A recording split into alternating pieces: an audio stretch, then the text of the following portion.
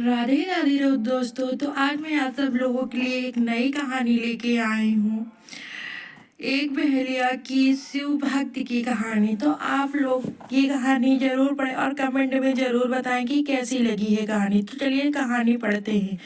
एक गांव में हरिया नाम का एक बहेलिया रहता था। वह गांव में जाल बिछाकर चिड़िया, कबूतर, तोता और अन्य पक्षियों को पकड़ता था। फिर उन्हें पिंजरे में बंद करके रख लेता और गांव में बाजार में बेच देता था। हरिया के घर में उसकी पत्नी शोभा भगवान शिव की भक्त थी। वह दिन रात भगवान शिव की पूजा करती थी। शोभा अपने पति के काम से खुश नहीं थी। एक दिन उसने हरिया से कहा, सुनो जी, तुम इन पक्षियों को पकड़कर बेचते हो, इससे उन्हें कितनी तकलीफ होती होगी। उसकी बात सुनकर हरिया हंसने लगा। उसने कहा, तुझे कैसे पता इन्हें तकलीफ होती है? इन्हें बाजार में बेचने से मुझे पैसे मिलते हैं। यह सुनकर शोभा रोने लगी। कहा, आपको शायद यह नहीं पता कि भोले भाले बेजुबान पक्षियों की हमें हाय लगी है। इसी कारण हमें कोई संतान नहीं है और मैं दिन रात भगवान शिव की पूजा करती हूँ, लेकिन फिर भी हम संतान के सुख से वंचित है। तब हरिया ने कहा, मैं यह सब नहीं मानता हूँ, तू भी इसके बारे में सोचना छोड़ दे। यह कहकर हरिया पक्षी पकड़ने चल देता है। शाम को हरिया पिंजरे में पक्षियों को लेकर आता है और झोपड़ी में रख देता है। अगले दिन फिर से हरिया पक्षियों को पकड़ने चला जाता है और तभी कोई घर का दरवाजा खटखटाता है। शोभा दरवाजा खोलकर देखती है तो उसके सामने एक ब्राह्मण अपनी पत्नी के साथ खड़े थे।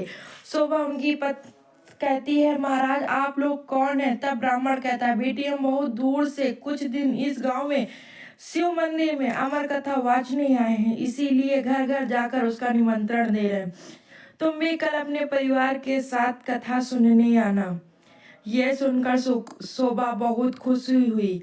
उसने कहा, हे ब्राह्मण देवता, मेरे तो भाग्य खुल गए। ऐसा अवसर तो किस्मत वालों को मिलता है, परंतु आप दोनों की रहने की व्यवस्था कहाँ है? तब ब्राह्मण ने कहा, बेटी मंदिर के पंडित जी ने हमारा रहने का इंतजाम मंदिर में ही कर दिया है और आप इस गांव में जो भी हमें सम्मान और प्यार से भोजन कराएगा हम भोजन कर लेंगे। यह सुनकर शोभा की आंखों में आंसू बहने लगे। उसने रोते हुए कहा, महाराज मैं बहुत गरीब हूँ, लेकिन मेरी इच्छा है कि जब तक आप इस गांव में रहें आप मेरे घर में भोजन करें, परंतु मेरे घर में रूखा सूखा जो आपको पसंद नहीं आएगा। यह सुनकर ब्राह्मण की पत्नी बोली, बेटी तुम चिंता मत करो, यदि तुम्हारी इच्छा हमें भोजन कराने की है तो हर दिन हम तुम्हारे घर में भोजन करेंगे। तुम्हारे रूखे सूखे एक निवाले से ही हमारी तृप्ति हो जाएगी। यह सुनकर शोभा बहुत खुश हुई। उसने कहा, मैं आपके लिए भोजन तैयार करती हूँ। तब ब्राह्मण ने कहा, माई तुम भोजन तैयार करो, हम पूरे गांव में निमंत्रण देकर तुम्हारे घर आएंगे। यह कहकर दोनों चले जाते हैं। शोभा भोजन तैयार करती है। कुछ समय बीत जाने के बाद पति पत्नी शोभा के घर भोजन करने आ जाते हैं। जब वह भोजन करने बैठते हैं तब ब्राह्मण की नजर पिंजरे में पक्षियों पर पड़ती है। वे उठकर खड़े हो जाते हैं। शोभा उनसे पूछती है, महाराज क्या मेरे से कोई भूल हो गई?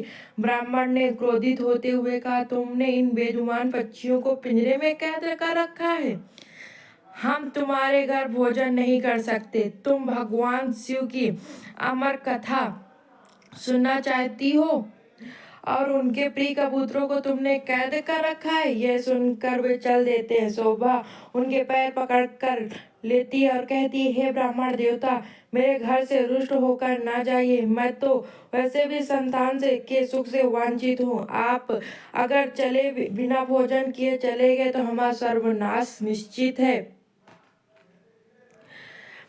ये पक्षी मेरे पति ने पकड़े हैं, मैं अभी इन्हें आजाद कर देती हूँ। ये कहकर वह बाहर जाकर सारे पक्षियों को आजाद कर देती है। यह देखकर ब्राह्मण पत्नी सहित भोजन करते हैं और शोभा को सौभाग्यवती और पुत्रवती होने का आशीर्वाद देकर चले जाते हैं। शाम को जब शाम को जब हरिया आता है, वह पिंजरा खाली देखकर शोभा से पूछता है। तब शोभा उसे सारी घटना बता देती है। हरिया गुस्से में कहता है, मैं इतनी मेहनत से पक्षी पकड़ कर लाया था और तूने सब उड़ा दिया। आज के बाद किसी को भोजन पर मत बुलाना। तब शोभा कहती है, मैंने तो उन दोनों को 7 दिन का न्योता दे दिया है, अब मैं पीछे नहीं हट सकती। उन्होंने सौभाग्यवती और पुत्रवती होने का आशीर्वाद दिया है और अम्मा कथा वाचने वाले सच्चे ब्राह्मण का आशीर्वाद कभी बेकार नहीं। अगर उन्हें भोजन नहीं कराया और उन्होंने गुस्से में श्राप दे दिया तो हमारा सर्वनाश हो जाएगा। आप केवल 7 दिन तक पक्षियों को मत पकड़ना, बाद में चाहे जो करना। हरिया को हार कर उसकी बात माननी पड़ी। वह मन से 7 दिन तक घर पर ही रहने लगा।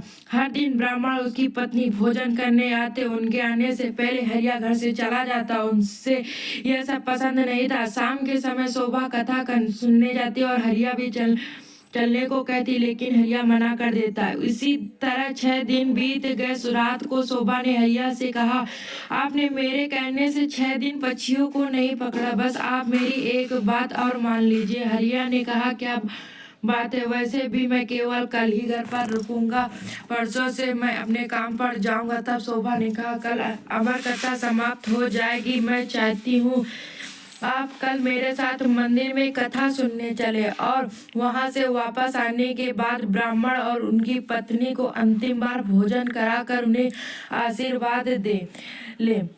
क्या आप उनके आशीर्वाद से हमें संतान का सुख मिल जाएगा? हरिया उसकी बात सुनकर अगले दिन कथा सुनने चल देता है। मंदिर में कथा सुनते हरिया की आंखों में आंसू बहने लगते हैं।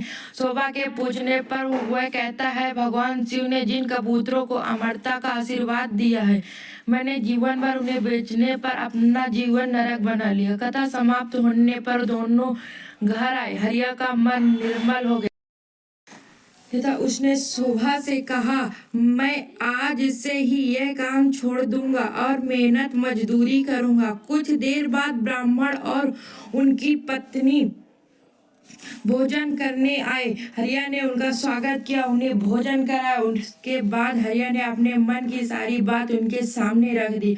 तभी ब्राह्मण और उनकी पत्नी भगवान शिव और पार्वती के रूप में प्रकट हो जाते हैं। भगवान शिव कहते हैं, तुम्हारी पत्नी की भक्ति देखकर हम तुम्हें संतान सुख देना चाहते थे, किंतु तुम्हारे पाप के कारण यह संभव नहीं था, इसीलिए हमें तुम्हारा मन बदलने के लिए भेष बदल कर यहाँ आना पड़ा। यह सुनकर दोनों पति पत्नी रोने लगते हैं और उनके चरणों पर गिर जाते। भगवान शिव और माँ पार्वती उन्हें पुत्रवती होने का आशीर्वाद देकर अंतर ध्यान हो जाते हैं। भगवान के आशीर्वाद से उनके घर पर एक सुंदर कन्या का जन्म होता है। कन्या के आने के बाद उनके दिन बदल जाते हैं, वे काफी धनवान हो जाते हैं। तो दोस्तों, आप लोगों को ये कहानी कैसी लगी कमेंट में जरूर बताइएगा और चैनल में नए हैं तो चैनल को सब्सक्राइब करें। धन्यवाद।